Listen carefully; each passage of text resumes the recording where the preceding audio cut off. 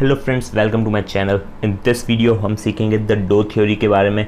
ये जो थ्योरी है ये टेक्निकल एनालिसिस में काफ़ी ज़्यादा इंपॉर्टेंट रोल प्ले करती है। कैंडलस्टिक्स जब डिस्कवर हुई थी उसके काफ़ी पहले ये चीज़ डिस्कवर हो गई थी। ओके, एंड इसको डिस्कवर किसने किया था या फिर इंट्रोड्यूस किसने किया था? Charles H Dow. Okay, Charles H Dow नाम से एक पर्सन थे, उन्होंने इसको इंट्रोड्यूस किया था। ये बेसिकली आर्टिकल्स इन्होंने लिखे थे, उस पर्टिकुलर सीरीज़ को ही कंपाइल करके क्या बनाई गई है? Dough theory. ओके, जो भी आर्टिकल्स थे, जो उनके जो भी एग्जांपल्स थे, जो भी उन्होंने टाइम स्पेंड किया था मार्केट में, उन्हीं सबको कंपाइल्ड करके ये पर्टिकुलर डो थ्योरी तैयार की गई है। तो ऑब्वियस सी बात है, हम लाइन बाय लाइन रीड तो करेंगे नहीं जैसे कि ये थ्योरी है, बट हम उसकी प्रैक्टिकल इम्प्लीकेशन देखेंगे एंड क्या उनका मतलब था, यानी उस पर्टिकुलर इतनी बड़ी थ्योरी में से जो काम की चीज़ें हैं वो हम सीखेंगे इस पर्टिकुलर वीडियो में। इसके दो पार्ट होंगे, एक पर्टिकुलर पार्ट ये एंड सेकंड पार्ट में कुछ चार्ट पैटर्न्स भी आएंगे। एंड ये जो डो थ्योरी है ये किसी बिलीफ्स पे बनी है, यानी किसी बेस होगा उनका, कुछ ऐसे बिलीफ्स होंगे उनके, तभी तो उसके बेस पे उन्होंने ये डो थ्योरी रेडी की, राइट। तो इन्हीं बिलीफ्स को कहा जाता है डो थ्योरी टेनेट्स। टेनेट्स का मतलब अगर आप डिक्शनरी मीनिंग सर्च करेंगे तो यही आएगा, बिलीव्स और समथिंग लाइक दैट। ओके, तो उसमें कंफ्यूज नहीं होना है। तो यही बिलीव्स हम पढ़ेंगे एंड उसके इम्प्लीकेशन, यानी कैसे हम उसको वर्क कर सकते हैं, कैसे उसका फ़ायदा हो सकता है हमें। ओके, यानी उसका मतलब क्या है बेसिकली, राइट। तो सबसे पहला जो टेनेट था वो है इंडाइसिस डिस्काउंट्स एवरीथिंग, यानी जो भी इंफॉर्मेशन पब्लिक के पास है, नहीं है, या फिर कुछ भी ऐसा इवेंट अकर होता है, अनएक्सपेक्टेड होता है, अचानक से अकर हो जाता है, कुछ भी ऐसी चीज़ें होती है वो सारी रिफ्लेक्ट होती है स्टॉक मार्केट इंडाइसिस में। ओके, जनरल पब्लिक का क्या सेंटिमेंट है, हर चीज़, एवरीथिंग इंडाइसिस को देख के हम बता सकते हैं। एक पर्टिकुलर निफ्टी को देख के हम बता सकते हैं कि अभी जनरल पब्लिक का सेंटिमेंट कैसा है, पॉजिटिव है या फिर नेगेटिव है, एफआईआईज इन्वेस्ट कर रहे हैं या फिर नहीं कर रहे हैं। अगर स्टॉक प्राइजेस एकदम ज़ोरदार तरीके से राइज कर रही है then we can say FIIs invest कर रहे हैं हैवीली इन इंडिया, राइट, या फिर डीआईआईज भी हो सकते हैं। तो बेसिकली इंडाइसिस जो है वो एक तरह से कई सारे एस्पेक्ट्स कवर कर लेते हैं, यानी हर वो इंफॉर्मेशन बता देते हैं इंडाइसिस जो एक नॉर्मल पीपल या फिर इन्वेस्टर्स, फॉरेन इन्वेस्टर्स जो है वो जानना चाहते हैं। ओके, एंड वो इन्फॉर्मेशन जैसे ही आती है, सपोज़ कीजिए कोविड की सिचुएशन आई तो हाथों हाथ स्टॉक इंडेक्स ने क्या किया, ज़ोरदार तरीके से गिर गए सारे स्टॉक मार्केट इंडेक्सेस। ओके, यानी इंडाइसिस हर एक सिचुएशन, हर एक इवेंट, अनएक्सपेक्टेड हो या फिर एक्सपेक्टेड हो, वो सारी सिचुएशन अपने इंडाइसिस में रिफ्लेक्ट करता है। Okay, by points. वो तो मैंने बताया कि इंडाइसिस वगैरह कैसे कैलकुलेट करते हैं, वो आप स्टार्टिंग से वीडियोस देख रहे होंगे तो आपको समझ में आ जाएगा, राइट। सो सपोज़ कीजिए यहाँ पे कुछ अच्छा सेंटीमेंट है पब्लिक का, देन स्टॉक प्राइजेस या फिर ऑब्वियसली इंडाइसेस तभी राइज करेंगे जब मेजर कंपनीज जो है वो ग्रोथ करेगी, राइट, या फिर उनके स्टॉक प्राइजेस इंक्रीज़ होंगे, देन तभी इंडाइसेस भी इंक्रीज़ होंगे। तो आप सोच सकते हैं कि यहाँ पे पॉजिटिव सेंटीमेंट है अभी पब्लिक का एंड ऑल्सो इन्वेस्टर्स का। एंड यहाँ पे इस पर्टिकुलर पॉइंट पे सपोज़ कीजिए कोविड-19 की सिचुएशन आई एंड हाथों हाथ स्टॉक मार्केट जो है वो गिर गए, यानी इंडाइसेस जो है वो गिर गए, बिकॉज वो सिचुएशन ही ऐसी थी। तो इससे हमें पता चलता है कि इन्वेस्टर्स का कैसा सेंटीमेंट रख रहे हैं, या फिर जो जनरल पब्लिक है वो कैसा सेंटीमेंट रख रही है, यानी रिटेलर्स वगैरह, राइट। तो ये उनका बिलीफ था बेसिकली, एंड ये काम भी आता है बिकॉज हम देख के बता सकते हैं किसी भी कंट्री के स्टॉक मार्केट इंडाइसिस को कि उस कंट्री में कैसा ग्रोथ है, यानी इंडस्ट्रीज़ कैसे परफॉर्म कर रही है उस कंपनी की, एक पर्टिकुलर सेक्टर कैसा परफॉर्म कर रहा है, राइट, मेटल सेक्टर कैसा परफॉर्म कर रहा है, हर चीज़ अपन सिर्फ एक इंडेक्स को देख के बता सकते हैं। ओके, तो वही इनका मतलब था इस पर्टिकुलर थ्योरी में, इंडाइसिस डिस्काउंट्स एवरीथिंग। ओके, तो कोई भी सडन या फिर अनएक्सपेक्टेड इवेंट जैसे ही अगर होगा उसकी एक रिफ्लेक्शन हमें कहाँ दिखेगी? इंडाइसिस में। ओके, कुछ भी ऐसा इवेंट अकर हो जाता है, कोई फ्रॉड पकड़ा जाता है या फिर कुछ भी ऐसा होता है, कोई सिचुएशन आ जाती है लाइक पैंडेमिक था, या फिर कुछ और चीज़ हो जाती है लाइक स्टॉक मार्केट क्रैश हुआ था पहले, राइट। तो कुछ भी ऐसी सिचुएशन आ जाती है, सडन हो या फिर अनएक्सपेक्टेड हो, देन ऑल्सो वो इंडाइसिस में हमें रिफ्लेक्ट करेगी। Okay, and stock market indices quickly recalibrate itself. Okay, तो रिकैलिब्रेट का मतलब बेसिकली होता है स्मॉल चेंजेस या फिर रेक्टिफाई करना। ओके, तो यही चीज़ होता है, जैसे ही स्टॉक मार्केट जो है कुछ सडन इवेंट आता है कंट्री में या फिर अनएक्सपेक्टेड इवेंट हो जाता है, कुछ भी ऐसा चीज़ हो जाती है, देन हाथों हाथ आपको स्टॉक मार्केट में वो चीज़ करेक्ट होती हुई नज़र आ जाएगी एंड हाथों हाथ उसकी एक्यूरेट वैल्यू आपको नज़र आएगी। सपोज़ कीजिए एक कंट्री का डेवलपमेंट काफ़ी अच्छा है एंड कंट्री की ग्रोथ भी बहुत अच्छी है, देन आपको उसका इंडाइसिस हमेशा अच्छी तरह परफॉर्म करता हुआ दिखेगा। कभी ऐसा नहीं होगा कि उसका इंडाइसिस गिरता जा रहा है। ओके, तो इसीलिए उसकी एक्यूरेट वैल्यू आपको नज़र आएगी जब भी आप उसका इंडाइसिस देखेंगे, बिकॉज इंडाइसिस को देख के हम बता सकते हैं कि क्या इवेंट्स अकर हो रहे हैं या फिर कुछ ग्रोथ हो रही है या फिर नहीं हो रही है, डेवलपमेंट हो रहा है या फिर नहीं हो रहा है कंट्री में। ओके, तो ये था उनका पहला बिलीफ या फिर टेनेट कह सकते हैं। नेक्स्ट उनके हिसाब से मार्केट में ब्रॉडली 3 तरह के ट्रेंड होते हैं। पहला प्राइमरी ट्रेंड, दूसरा सेकेंडरी ट्रेंड, तीसरा माइनर ट्रेंड। ओके, सबसे पहले बात करते हैं प्राइमरी ट्रेंड की। तो प्राइमरी ट्रेंड में क्या होगा, बेसिकली ये एक तरह से मेजर ट्रेंड होगा ऑफ द मार्केट भी कह सकते हैं, या फिर स्टॉक प्राइस पे भी आप यूज़ कर सकते हैं इस पर्टिकुलर ट्रेंड को। ओके, तो ये एक तरह से 1 साल से लेके कुछ सालों तक जा सकता है। जैसे कि आप देख सकते हैं यहाँ पे इस पर्टिकुलर टाइम पे इतने सालों में TCS की प्राइस है वो इतनी इंक्रीज़ हुई है, तो इस ट्रेंड को आप कह सकते हैं primary trend. Okay, and secondary trend basically क्या होगा, इस तरह से होगा, यानी उस पर्टिकुलर 1 साल में कुछ हफ्तों से लेके कुछ महीनों तक किस तरह के ट्रेंड रहे हैं उसको हम कह सकते हैं सेकेंडरी ट्रेंड। ओके, इसको हम करेक्शंस भी कहते हैं कई बार, एंड ऑल्सो इसको निफ्टी को अगर हम एनालाइज करें, सपोज कीजिए कि निफ्टी को एनालाइज कर रहे हैं, देन इस तरह की कुछ चीज़ें आती है, देन उसको करेक्शन भी कह सकते हैं। बिकॉज एकदम से सपोज कीजिए निफ्टी इंक्रीज़ हुआ, ये तो TCS का चार्ट है बट एग्जांपल के तौर पे कह रहा हूँ कि ये एकदम से निफ्टी इंक्रीज़ हुआ, देन हम कह सकते हैं कि यहाँ पे थोड़ा करेक्शन आया, यानी हल्का सा अगर डाउन ट्रेंड आता है, देन उसको कह सकते हैं हम करेक्शन या फिर सेकेंडरी डाउन ट्रेंड भी कह सकते हैं। ओके, तो दोनों ही primary trained and secondary trained दोनों ही अप ट्रेंड भी हो सकते हैं, डाउन ट्रेंड भी हो सकते हैं, depending on the situation. And third जो ट्रेंड होता है ये माइनर ट्रेंड होता है। ये बेसिकली न्यूज़ से फ्लक्चुएट होती है जो प्राइजेस या फिर इंडाइसेस, उसको कहा जाता है माइनर ट्रेंड। ओके, तो माइनर ट्रेंड में इतना ज़्यादा फ्लक्चुएशंस नहीं होती, ये डेली फ्लक्चुएशंस के बेस पर रहता है। लाइक कुछ भी न्यूज़ आ गई या फिर कुछ भी ऐसा हो गया मार्केट में, राइट, तो उसका रिफ्लेक्शन आपको दिखेगा इन स्टॉक प्राइजेस या फिर इंडाइसेस भी कह सकते हैं। तो उस चीज़ को कहा जाता है माइनर ट्रेंड या फिर डेली फ्लक्चुएशन। ओके, एंड कुछ लोग इसको मार्केट नॉइज़ भी कहते हैं, सिंपल। एंड नेक्स्ट, जब भी आप मार्केट यानी किसी ब्रॉडली क्लासिफाई करते हैं लाइक इंडाइसिस को, देन आप ऐसा नहीं कह सकते कि इंडियन मार्केट्स अभी ट्रेंडिंग में है, यानी अच्छा खासा अभी बुल रन है या फिर मार्केट ट्रेंड जो है अपवर्ड है। ओके, यानी ऐसा नहीं कह सकते आप प्राइमरी ट्रेंड अपवर्ड है only on the basis of Nifty 50, ऐसा नहीं। निफ्टी 50 प्लस मिड कैप के भी आपको देखने पड़ेंगे, स्मॉल कैप के भी देखने पड़ेंगे, सब अगर राइज कर रहे हैं इंडेक्सेस, देन आप कह सकते हैं कि ये एक अच्छा खासा प्राइमरी ट्रेंड है, वो भी कुछ सालों तक, राइट। 1 साल भी हो सकता है, 2 साल भी, 3 साल भी, राइट। 2 साल, 3 साल, 1 साल तक अगर अच्छा खासा मार्केट ऊपर जा रहा है, इंडाइसिस ऊपर जा रहे हैं, ओनली निफ्टी 50 नहीं, मिड कैप भी, स्मॉल कैप भी, ये सारे ऊपर जा रहे हैं, देन हम कह सकते हैं कि ये प्राइमरी ट्रेंड है। एंड सेकेंडरी ट्रेंड में क्या होगा, अगर ये इंडाइसिस कैसे जा रहे हैं, कुछ हफ्तों से लेके कुछ महीनों तक ऊपर की तरफ जा रहे हैं, देन हम कह सकते हैं सेकेंडरी अप ट्रेंड है। अगर डाउन जा रहे हैं तो हम कह सकते हैं सेकेंडरी डाउन ट्रेंड है। ओके, एंड डेली तो फ्लक्चुएशंस आती रहती है, वो न्यूज़ के कारण आती है या फिर कुछ ऐसी इवेंट हो जाता है उसके कारण आती है डेली फ्लक्चुएशंस या फिर माइनर ट्रेंड, उसका कोई बेसिस नहीं है, उसमें हम इस पर्टिकुलर चीज़ को अप्लाई नहीं कर सकते। ओके, तो ये सारे ही आपको देखने की जगह आप ऐसा कर सकते हैं, Nifty small cap and Nifty mid cap, ये सारी चीज़ें चेक कर सकते हैं। बेसिकली निफ्टी 50 ले लीजिए या फिर मिड कैप 50 ले लीजिए, इन सब में 50-50 ले लेंगे, then also it is applicable, because सारे ही आप, और सारे देखना चाहें तो आप सारे भी वन सिंगल क्लिक में आप देख सकते हैं। ऑब्वियसली मार्केट जैसे ही आप वॉच करेंगे देन आपको ये सारे इंडाइसेस आपको साइड में कहीं मिल जाएंगे। ओके, तो इससे आप आइडेंटिफाई कर सकते हैं कि किस तरह के ट्रेंड्स हैं।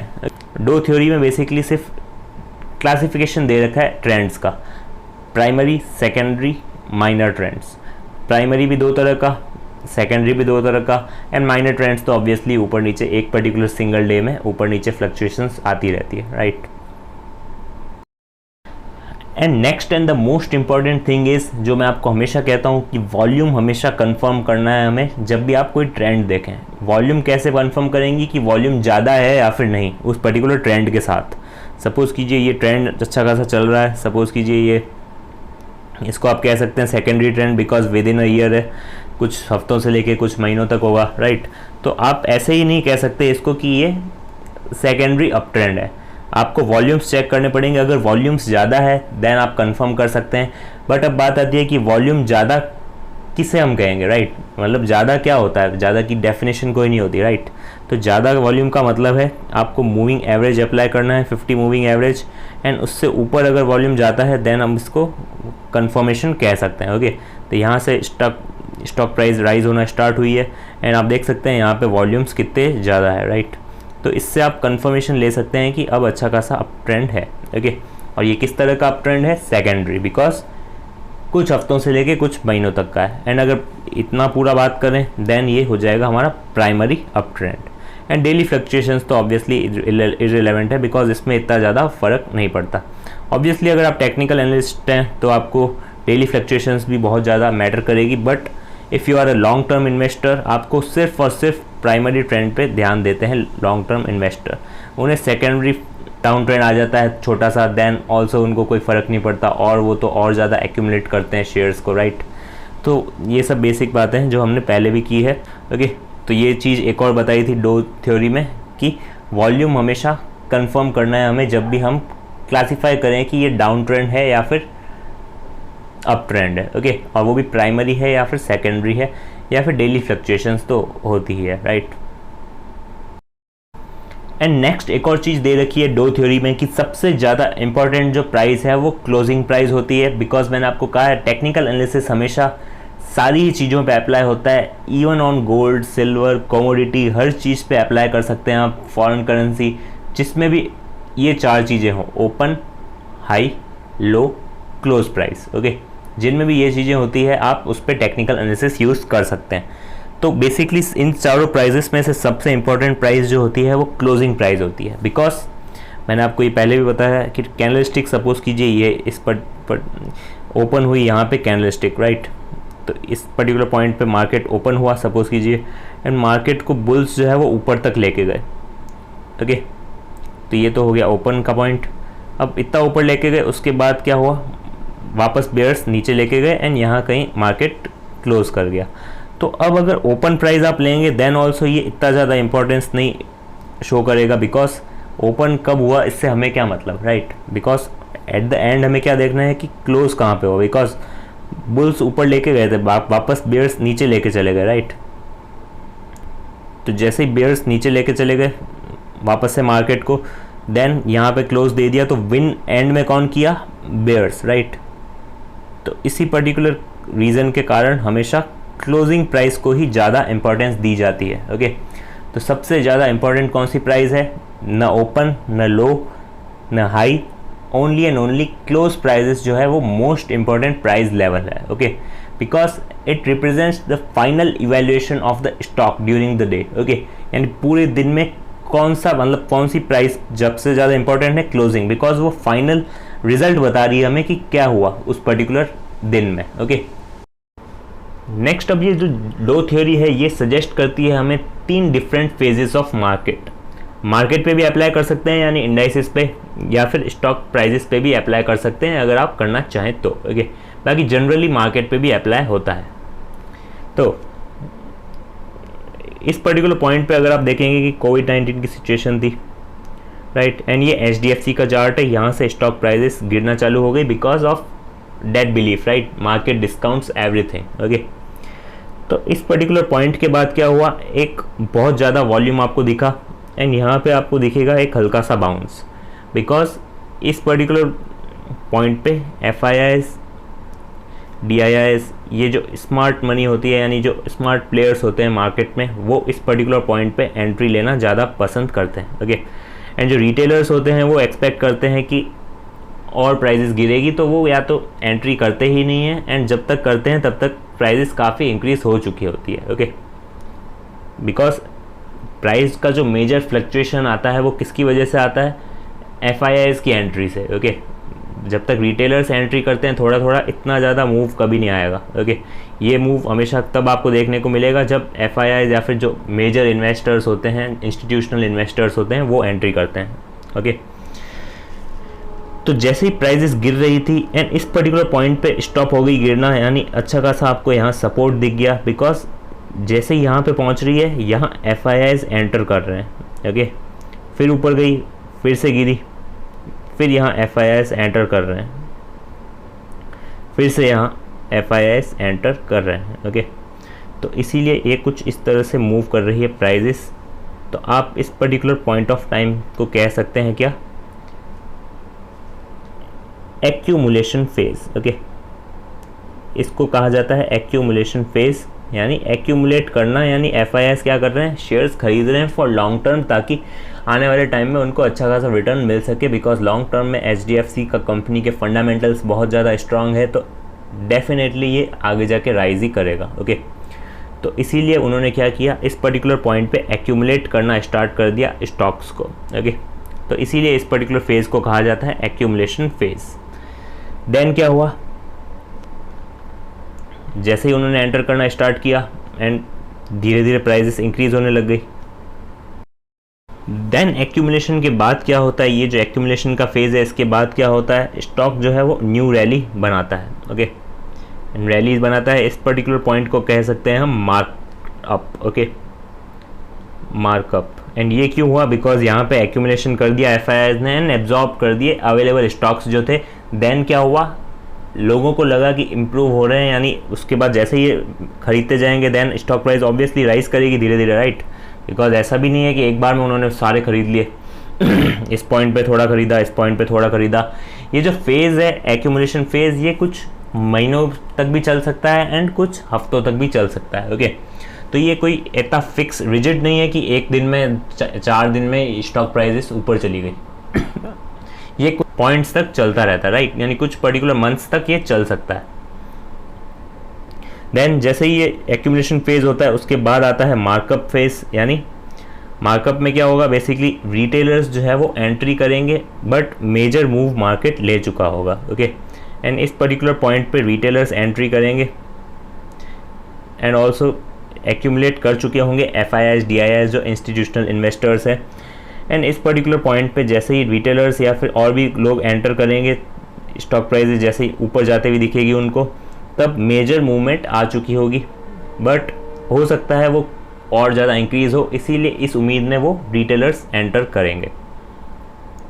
तो जैसे ही उन्होंने इस पर्टिकुलर पॉइंट पे एंटर किया, देन स्टॉक प्राइस जो है हाई चली गई एकदम, बिकॉज जैसे जैसे स्टॉक प्राइसेस बढ़ती है वो न्यूज़ में आना स्टार्ट होता है, लोग उसके बारे में बात करते हैं कि ये ऑल टाइम हाई पे है, 52 वीक्स हाई पे है, तो everybody is talking about the stock market. Okay, तो उसके बाद क्या होता है, यहाँ इस पर्टिकुलर पॉइंट पे जैसे ही 52 वीक हाई बनाता है या फिर ऑल टाइम हाई बनाता है, ऑल टाइम हाई या फिर 52 वीक हाई, राइट, तो ऐसा कुछ भी चीज़ होती है, देन न्यूज़ में आता है वो स्टॉक, और भी कई जगह आता है, न्यूज़पेपर्स में मतलब मार्केट में उसकी बात होने लग जाती है, लाइक पब्लिक एट लार्ज जो है वो इंटरेस्ट लेने लग जाती है उस पर्टिकुलर स्टॉक में, इसी उम्मीद में कि वो और ज़्यादा अच्छे रिटर्न कमा सके। ओके, तो उनको पता भी है कि मेजर मूवमेंट आ चुकी है, बट वो इसी उम्मीद में एंटर कर जाते हैं।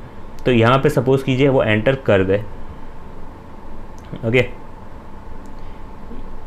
यहाँ पे वो एंटर कर गए, बट जैसे ही ऑल टाइम हाई बनता है FIIs जो है वो एग्जिट होना स्टार्ट हो जाते हैं एंड धीरे धीरे स्टॉक अपना सेल करना स्टार्ट कर देते हैं, यानी अनलोड कर देते हैं अपने स्टॉक्स को, एंड उसके बाद वापस से एक्यूमुलेशन फेज अगेन स्टार्ट हो जाता है, राइट। तो कुछ इस तरह से ये साइकिल चलती रहती है, इसी को कहा जाता है 3 फेज। तो सपोज कीजिए ये हो गया अपना,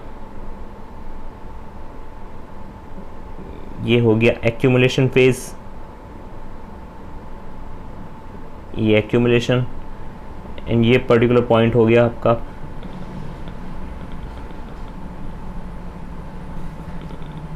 मार्कअप, एंड इस पर्टिकुलर पॉइंट के पास वापस नीचे जाएगा ना तो इसको मार्क डाउन कहेंगे। ओके, ये मार्कअप है एंड ये मार्क डाउन होगा जैसे ही नीचे जाएगा इस पर्टिकुलर पॉइंट के बाद।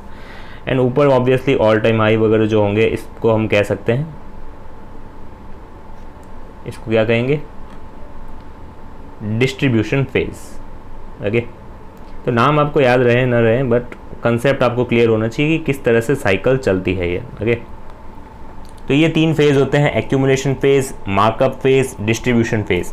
एक्यूमुलेशन में स्टॉक एक्वायर करते हैं कौन, FIIs, DIIs, इंस्टीट्यूशनल इन्वेस्टर्स, जो स्मार्ट मनी प्लेयर्स होते हैं, जो स्मार्ट प्लेयर्स होते हैं मार्केट में, वो इस पर्टिकुलर पॉइंट पे एंटर करते हैं।